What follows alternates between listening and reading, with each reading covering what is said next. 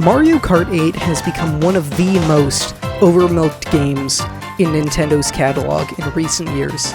Initially used as a conduit for small financial success during their most downtrodden era, has evolved into one of their most over-relied of games that they have championed in recent years. But the story of this dead horse starts before it was first beaten, as far as a decade ago.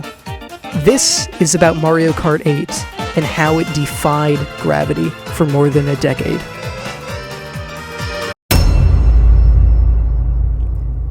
In 2011, at E3's annual press conferences, the video game titan Nintendo announced their next generation of home consoles.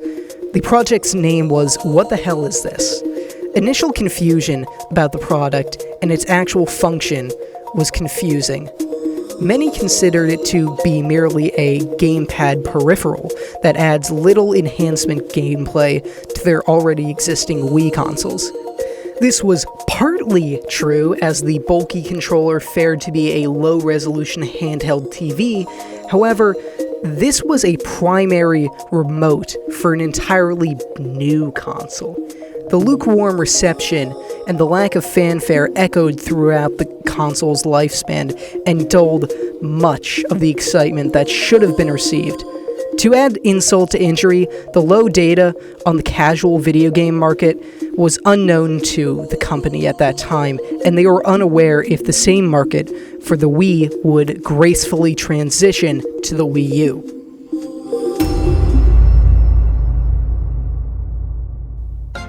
The Wii U launched in North America on November 12, 2012, with an unimpressive 23 titles sold day one and an often overlooked pack-in game. The console continued to refuse to capture the hearts and minds of fans and casuals alike. In the first 6 weeks of its lifespan, the Black Brick sold over 890,000 units. This figure is convincingly impressive, but it quickly trembles at the predecessor's 5.4 million units sold at the end of its first fiscal year. This billion-dollar children's multimedia company was in imminent danger of extinction. By the end of the Wii U's first year on the market, Nintendo had already suffered heavy losses from not just one, but 2 failed video game systems. However, behind closed doors at the company's in-house studio, Nintendo EAD was attempting to create an experience that could hopefully enlighten the ignorant consumers about the gift from God that was the Wii U.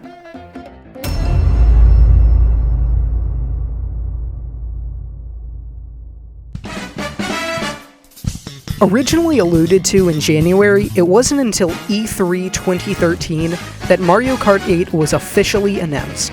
As the redundant title suggests, it's the 8th mainline entry in the prolific and critically acclaimed kart racing series.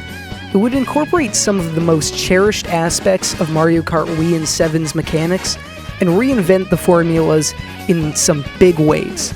The game had one noticeable gimmick, and that being a blatant disregard for Newton's law of gravity.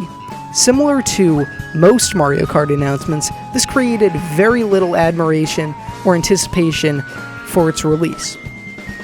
Over the course of the next year, Nintendo continued to post updates about the game and its many mechanics.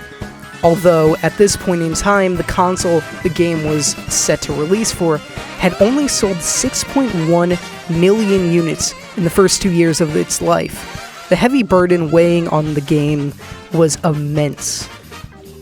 The company was hoping for a big system seller that could hopefully reignite passion for the Wii U to possibly boost these low sales numbers.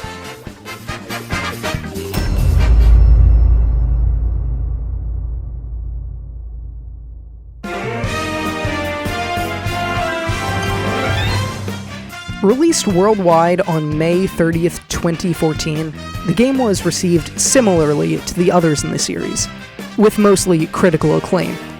Many praised the game for its jazz orchestrations, sense of scale, and exquisite visuals despite being born on a system that could barely handle SNES emulated games like Yoshi's Cookie. The sales of the game only heightened the stagnant momentum that the Wii U had been suffering. In the first week alone, the console sales rose by 662%, with Mario Kart 8 bundles accounting for more than 82% of that figure. Worldwide, 1.2 million copies of the game were sold in the first 4 days alone, and 2.8 million were sold in the first month. This is indeed impressive for such an unsuccessful system, but in many aspects of the game itself were very suspect. The sales numbers were not indicative of the actual quality of the game itself, and the product suffered from much mediocrity and poor design choices. Out of the box, the game featured 36 racetracks and 30 playable characters. 16 racers were default characters, being Mario, Luigi, Peach, Yoshi, Bowser, Daddy, Todd, Cooper, Tomboy, Shy Dude, Wario, Pinball, and 4 whole infants. 14 racers were unlockable, being Rosalina, Toadette, Flag Girl, 7 of the same characters, God is Dead, another infant, and myself. Despite having a large roster of characters, there's actually nothing to eat here. To adjust for the fact that most of these additions are variations on the same characters, there are actually 17 original characters featured in this game.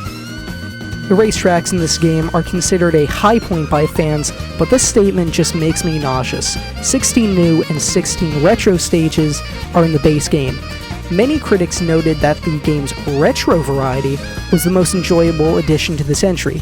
These classic courses were given the biggest facelift of their lives, adjusting them for the anti-gravity physics and increased scale of the world.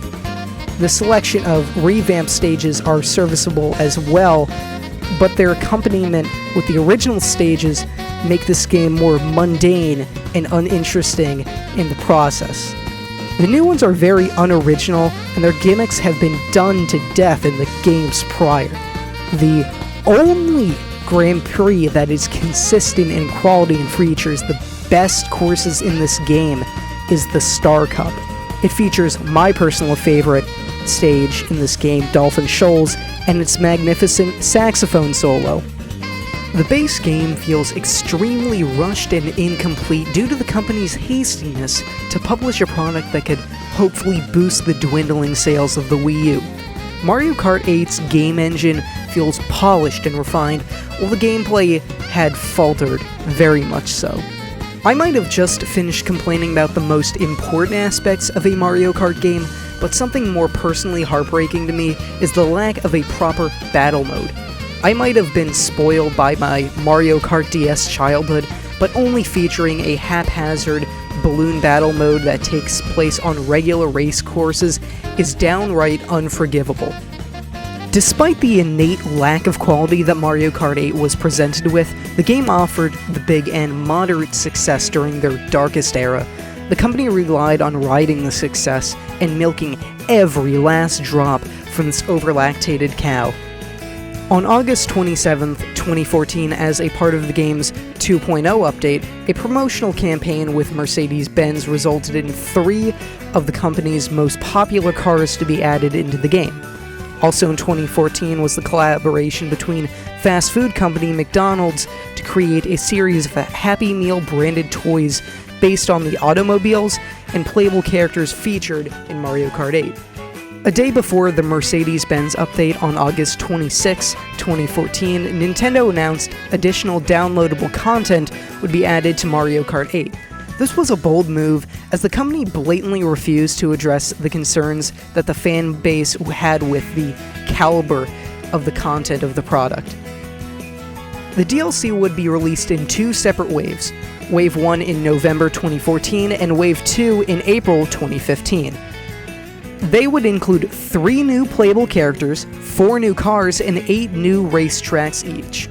Wave 1 was themed around The Legend of Zelda, one of Nintendo's other intellectual properties. It would include White Boy, Necophilia, and Mario number 4. Wave 2 was themed around Animal Crossing and included White Boy, Necophilia, and Bowser number 8.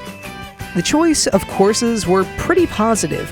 It included more fan-favorite retro tracks and a few instant classics, and an unfortunate tumor of a track as well. This additional content would be purchased for $7.99 individually and $11.99 as a bundle. This bundle would come with some jank as well, because most of the alternative costumes and colors for already existing racers were locked behind buying both sets of DLC. As well as an uncertainty about a third wave of DLC, many leaks came out, including some of Nintendo's own magazines that said that additional DLC would be coming out that included Diddy Kong. This is incredibly disrespectful against the consumer. The amount of passion and attention to detail put into these supplementary tracks only reflect how incomplete and unfocused the development for this game was until the last moments. Even when promised additional characters, only 3 out of the 6 new additions weren't derivative of other pre-existing characters. Another tactic that Nintendo used during the Wii U era to maximize its profit was the sale of their NFC chip-infused Amiibo toys. The only way to unlock additional Mii costumes was to scan Amiibo figures into the game. These costumes actually change the stats of your Miis. This makes speedrunning strategies locked behind a paywall. Also, something that completely contradicts this consumer unfriendly behavior was that if you redeem Mario Kart 8 on My Nintendo, you obtain a free Wii U game.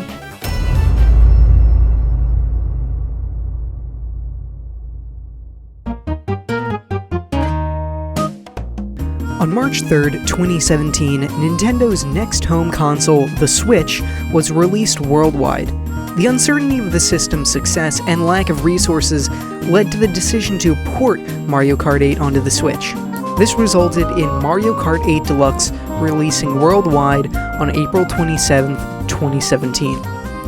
This version of 8 attempted to reimagine the game in a way that the Wii U version couldn't, due to the unfocused development. 6 new racers joined the fray, totaling the character count to 42 characters. The new additions are Boob without the B, Dry Boner, BJ, Squid Games, and Mario number 5. All DLC included in this version for no extra charge, and the Amiibo support is still implemented as well. However, the most important new additions were those that were the biggest criticisms of the original game. The battle mode has been given a huge overhaul, adding new battle courses to the game and battle modes. 2 new items were added to the roster as well, the Boo and the Feather, the latter of which is a battle-exclusive item. Double item boxes returned from Mario Kart Double Dash and let the player store 2 items at once during a race. At a technical level, the game is more graphically impressive than the Wii U. This game runs at 1080p and the gameplay elements are enhanced for balancing purposes.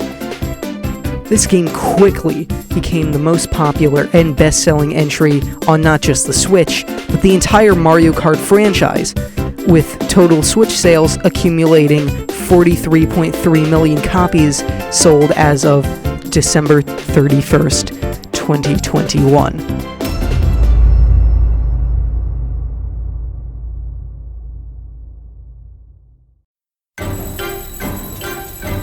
After Mario Kart 8 Deluxe released, it was mentioned by Nintendo that the game would receive consistent updates after its release. Given the company's track record when it comes to consistently supporting their games, it was safe to assume that the games would not be given any substantial content update.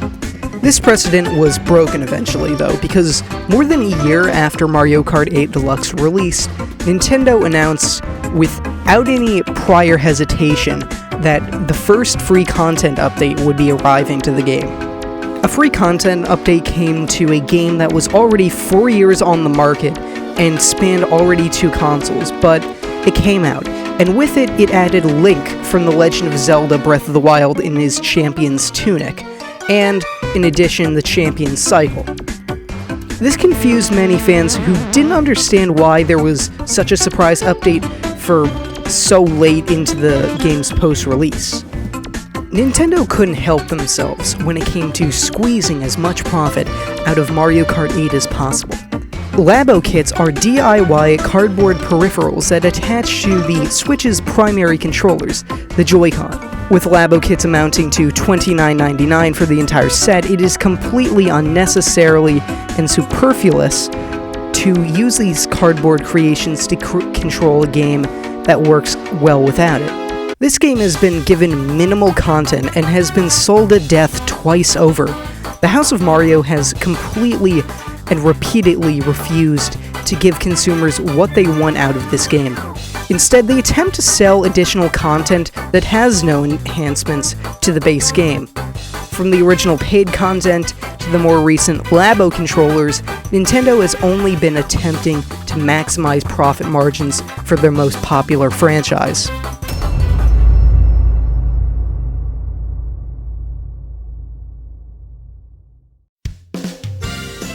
This is where the modern Mario Kart 8 dilemma begins. On February 9th, 2022, as a part of the publisher's Nintendo Direct series of announcements, it was revealed that this 8-year-old game spanning 2 generations of home consoles will be releasing paid DLC in the form of retro race courses. The current roster of tracks will be exactly doubled in size and distributed in 6 waves throughout 2022 and 2023. This game has been on the market for 8 years and has been given 2 independent sets of downloadable content, multiple peripherals that enhance gameplay as little as possible, and has been widely considered one of the most unbalanced modern entries. This booster course pack will only remake old maps and will not add any original content. No new battle modes, no new characters, just plain old shit.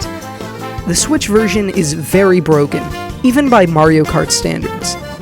The implementation of double item boxes does not fix item balancing.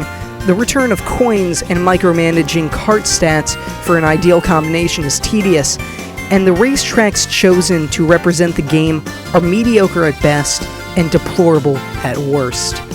From the initial screenshots of the game, there is very little graphical enhancement and modernization to the original retro tracks introduced. The anti-gravity and modern mechanics are strangely absent. All that remains is a spec'd up version of an older course. What's even worse is that Nintendo is including this DLC into their egregious and outright despicable Nintendo Switch Online Expansion Pass, which is the embodiment of their modern policies that plague their consumers.